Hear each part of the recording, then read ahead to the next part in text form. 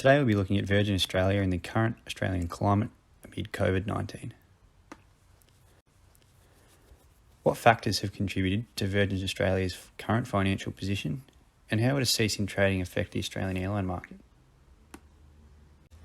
The airline market in Australia is currently an oligopoly, and the domestic market is dominated by Virgin Australia and Qantas Australia, each of which own and control budget airlines Tiger and Jetstar.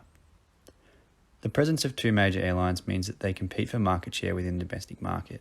This presence ensures that one airline does not have a complete monopolistic control over the market, meaning that prices are somewhat prevented from becoming inflated as they would in a monopoly. Amid the current COVID-19 chaos, all non-essential domestic travel has been restricted, and Virgin Australia warns that the organisation is not in a financial position to support operations until these restrictions are lifted. The CEO, Paul Scurrah, says, "The International Air Transport Association has estimated global revenue losses of $252 billion, which shows the extent of the challenge faced by airlines." So what does this mean for Virgin? Well, as at March 25, 2020, 125 aircraft are grounded until at least June 14. Their budget subsidiary, Tiger, is to stop flying, and 80% of staff to put on leave, and leave without pay is most inevitable for many employees. As the situation around the world began to worsen in late March, and the dire situation in many countries such as Italy and USA was broadcast across the world, the Australian government moved to place heavy restrictions on the 28th of March. The advice being that if you can stay home, you must do so.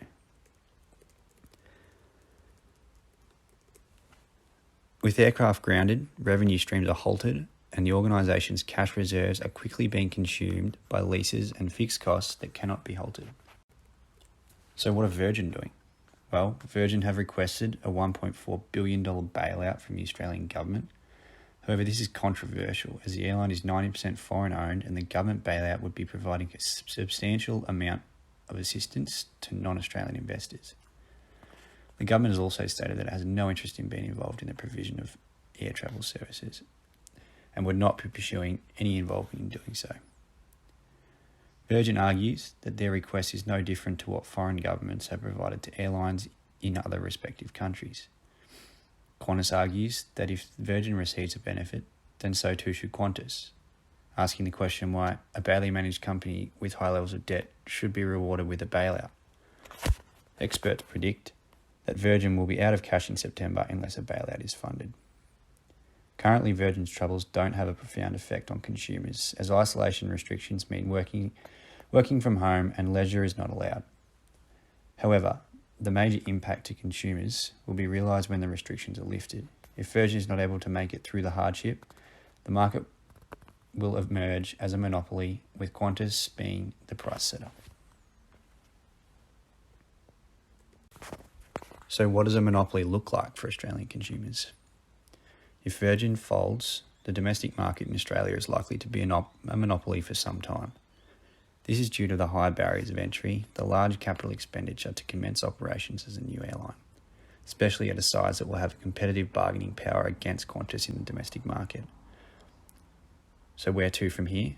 Well, to name a few options. Firstly, certain state governments are showing interest in a bailout. How this plays out federally is unknown at this stage. Secondly, private investors such as super funds, who are capable of providing such sums, are showing some interest.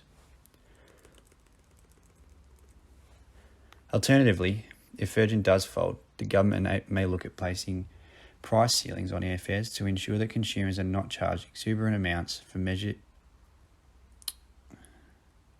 leisure and business-related travel. On emerging from these restrictions, there will be many families and businesses who are on the brink of winding up. The last thing that they need is expensive travel costs when trying to conduct activities to keep their businesses afloat.